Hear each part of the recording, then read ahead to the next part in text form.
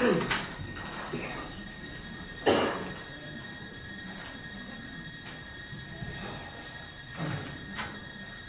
rise. Pause right here. This is the legal tipping point. In death penalty cases, the jury doesn't just decide guilt, they must unanimously agree that the aggravating factors outweigh mitigation beyond a reasonable doubt. That's the highest standard in the system. Question for you. After hearing what you've heard so far, do you think that balance was already locked in at this moment? Once again, be seated, ladies and gentlemen.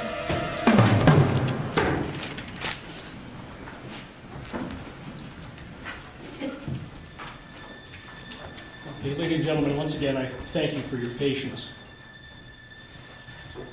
In every jury trial, the court tells the jury to evaluate the case on the law as it is given to them. The court admonishes them not to apply their own conception of what they believe the law should be. I can follow no different directive. On Thursday of last week, the jury found that the aggravating circumstances outweighed the mitigating factors beyond reasonable doubt, and therefore found the verdict of death to be appropriate. The defendant on numerous occasions indicated to the court that he would not be presenting mitigation evidence. Upon announcement of the verdict, he indicated that he did want to have an evaluation performed. The court prevailed upon the court psychiatric clinic to prepare a mitigation report. The defendant issued a subpoena to have the doctor appear in court. When it was time to call the doctor to the stand, the defendant rested, much to the surprise and the chagrin of the court. A sidebar conference was held, and the defendant, acting pro se, stood fast and rested. Thereafter, closing arguments were heard and the jury charged. The jury verdict was returned and read. The jury was polled and discharged. The defendant then requested that the court review both the pre-sentence investigation report and the mitigation report, neither of which were submitted to the jury. The court did review these documents and has evaluated this case in conjunction with the mitigation phase and the mitigation factors of 292904B of the Ohio Revised Code, as well as the statements adduced herein today. In addition to the mitigating factors in ORC 292904B, the court has considered the statements of 6 family members, all of whom relate that the defendant had a tough childhood. His older sister indicated that at age 5, he found his mother's gun and shot himself in the leg. The mitigation report, prepared by the court psychiatric clinic, adds some more significant insight. He found his mother's body after she OD'd on heroin when he was 19. He was hit on the head with a brick at age 12 and suffers from seizures. At age 9, he was repeatedly raped by his mother's male friend. According to a 2008 psych evaluation, the defendant has chronic problems with anger and has little regard for authority. There was a suicide attempt at the Euclid jail in 2006. Dr. Radio. This is where things get complicated and controversial. You're hearing horrific trauma, abuse, and diagnosed PTSD, but also medical professionals saying the defendant can think and behave logically. Legally, mitigation doesn't excuse the crime. It only asks whether it lessens moral blame. Here's the hard question. Should a traumatic childhood ever carry enough weight to counter a death sentence? Diagnosed him as having post-traumatic stress disorder. And finally, a 2018 evaluation at the Moritz Forensic Unit at Twin Valley Behavioral Healthcare observed the defendant interacting appropriately and logically with staff and others. Notwithstanding this, these mitigatory observations, the court, after carefully weighing the statutory mitigation elements, the testimony of the defendant's witnesses, the unsworn statement of the defendant, and the pre-sentence report and psychological evaluation report, the court finds that the aggravating circumstances do outweigh the mitigating factors with proof beyond reasonable doubt.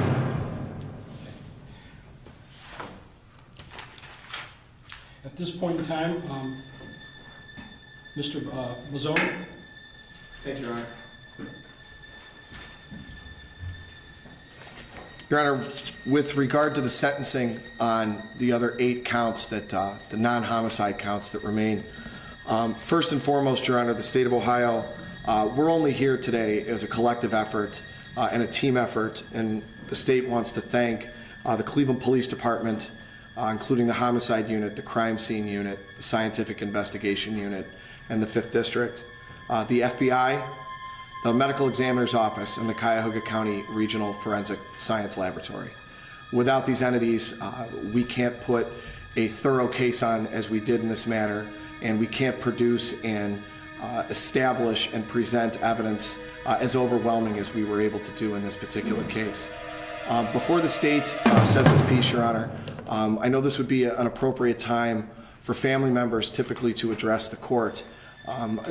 Nobody from the family wishes to address the court in open court at this time. However, Your Honor, I don't want you to think that they certainly aren't feeling the effects of this, Your Honor. You've seen them sitting in the courtroom every single day of this trial, from the time we began the general voir dire until up to and including today behind me. Your Honor, over the last 2 years, the Kuzniks, the Zakowskis, they've been with us every step of the way and have been more than patient, and we've had their full support, but they do not wish to address in open court today. However, Your Honor, as you're well aware, the murders of Michael and Trina and the subsequent closing, the necessary closing of Mr. Carr's, had a great effect on the North Collinwood neighborhood. And the businesses in the area, the families in the area, and Your Honor, at this time, on behalf of the neighborhood, on behalf of the citizens of Collinwood, Councilman Mike Polensek would like to address the court. Thank you. Councilman?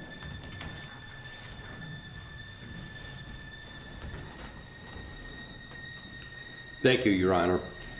I too would like to thank the jury, Cuyahoga County Prosecutor Michael Malley and his magnificent team of prosecutors, Detective Eccles, members of CPD, the Homicide Unit, the 5th District, and all the other law enforcement agencies that were involved in this process.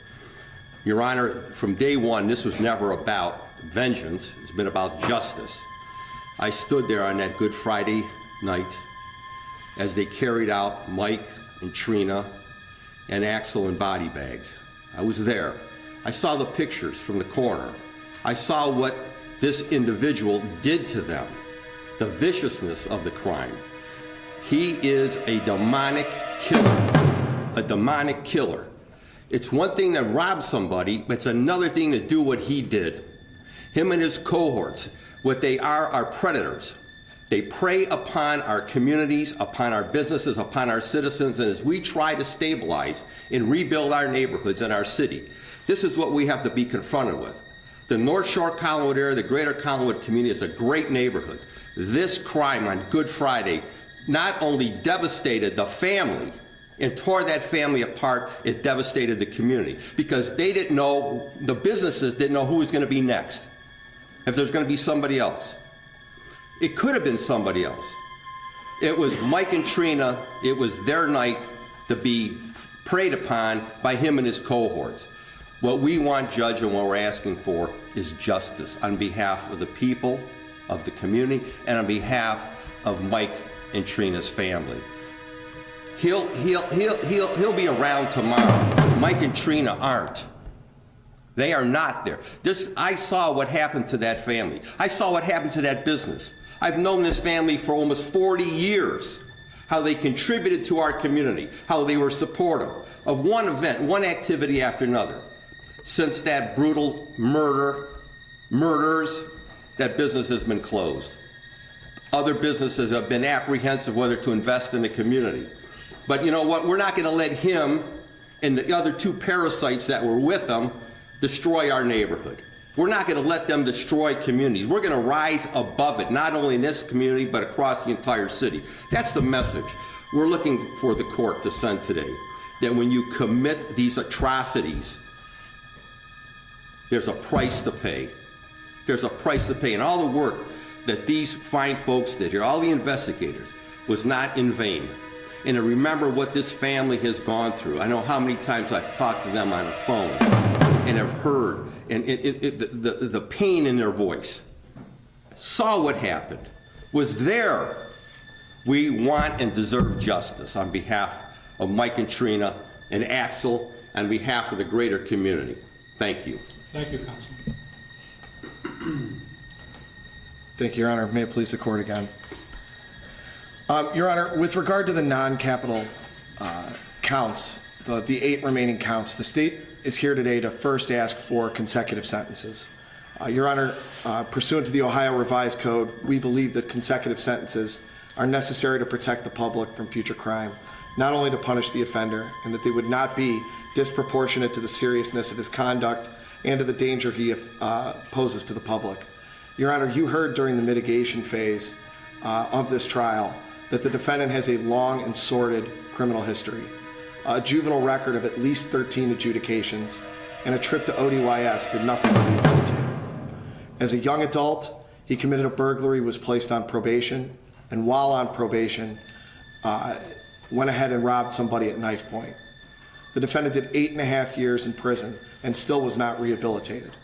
He came out, and 6 months later, on Good Friday, on April 14th of 2017, walked into Mr. Carr's on Lakeshore Boulevard and ended the lives of 2 innocent people, killed a dog, and forever altered the lives of their family.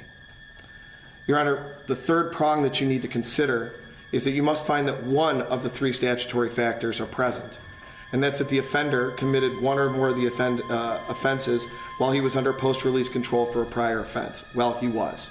He was on post-release control for his 2008 burglary.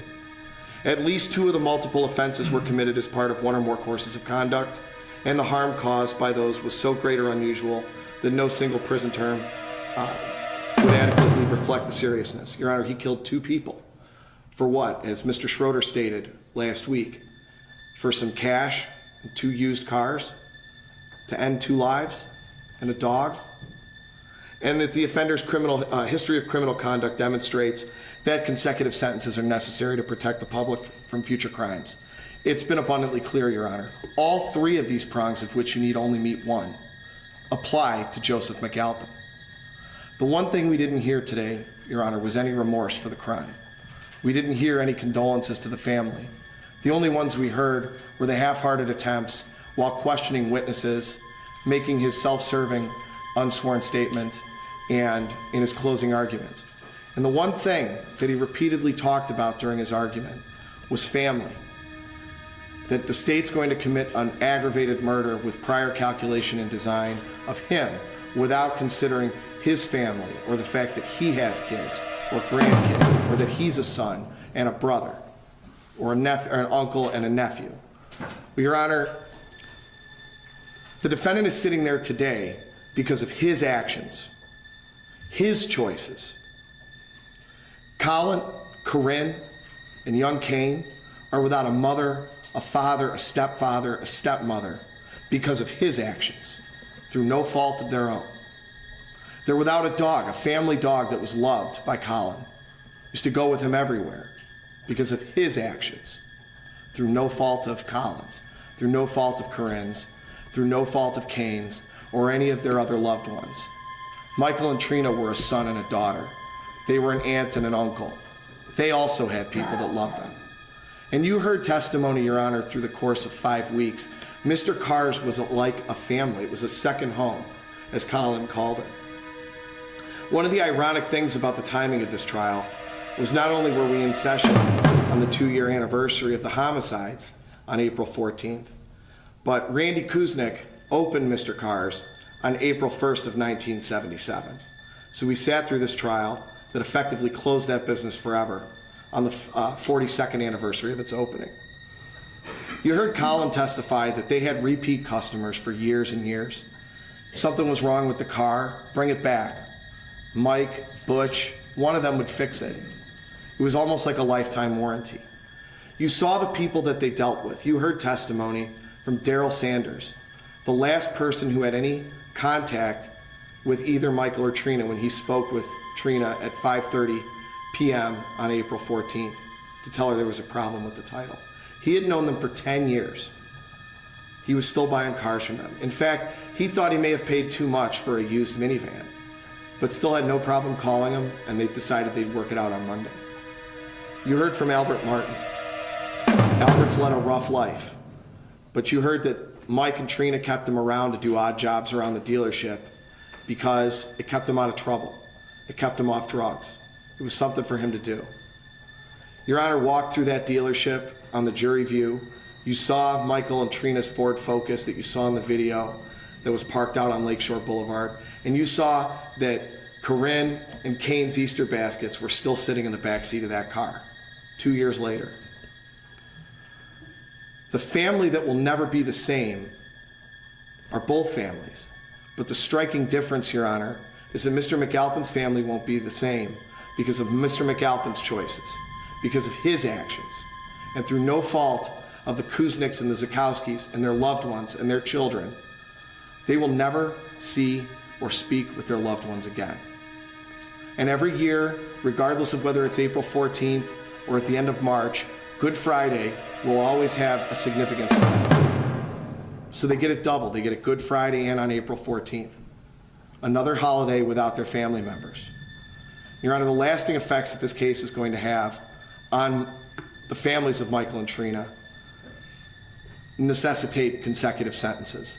The state would ask that you sentence on each of those 8 counts a maximum possible sentence and run them each consecutive to each other. Thank you. Okay, one housekeeping matter. We've got 1-year and 3-year firearm specifications for merger. Your Honor, each of those aggravated murder counts would have a 3-year firearm specification pursuant to Revised Code 2914B1G. Your Honor is required to run the 2 most serious firearm specifications for aggravated murder, aggravated burglary, or aggravated robbery consecutive to one another and everything else. So we would ask that after those first 2, I would agree that they would merge. Okay, and you prefer to have it set, go forward and do the 3-year, that's right. Correct. So Thank you, Your Honor.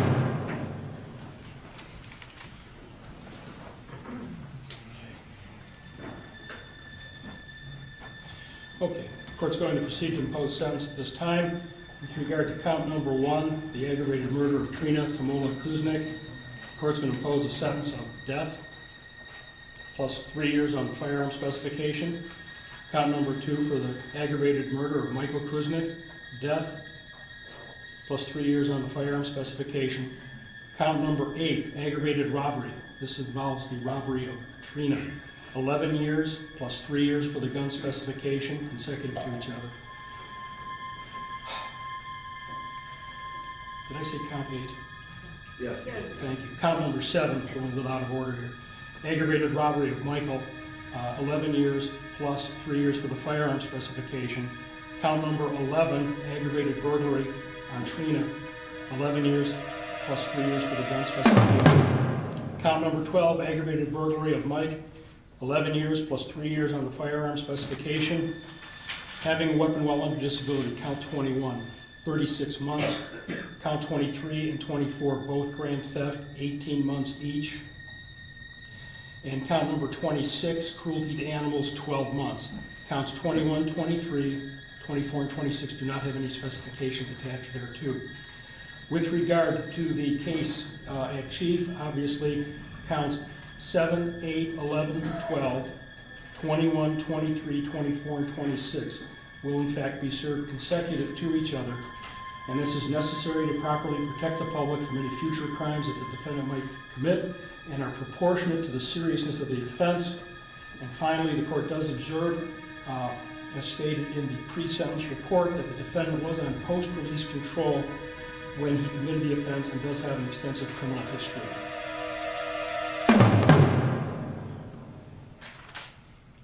Is there anything further? I don't think I've overlooked anything, but double check now, please.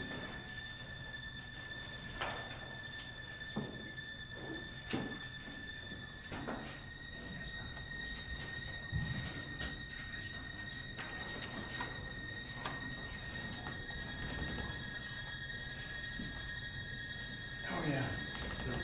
Your Honor, Yeah. just for clarification of the record, just want to make sure your findings of the aggravating circumstances outweigh the mitigation in both counts 1 and 2 applies to each. That's correct. Take care of that.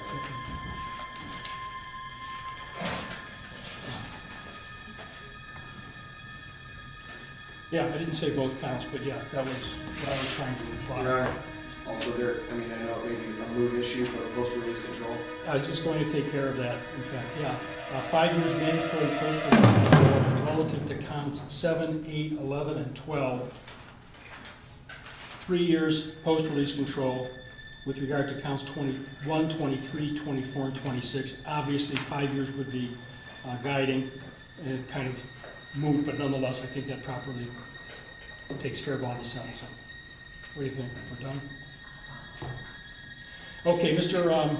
McAlpin, you do have the right to appeal this case. You have the right to have transcripts prepared. If you cannot afford the cost of appeal, the court will appoint or will pay for the cost of preparation of transcript and order the documents prepared without cost. And you have the right to have a notice of appeal timely filed on your behalf. Mr. McAlpin, I assume you want this case appealed? Yes, Your Honor. Okay. And unless you indicate otherwise later, the court will appoint Thomas Ryan to represent you. And because this is capital, I will appoint Bob Dixon to be a second appeals attorney on this.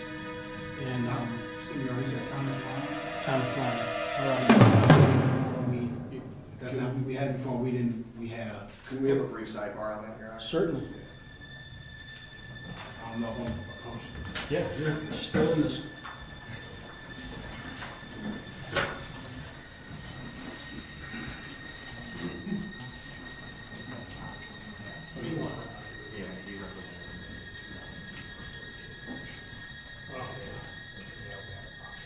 No problem on that.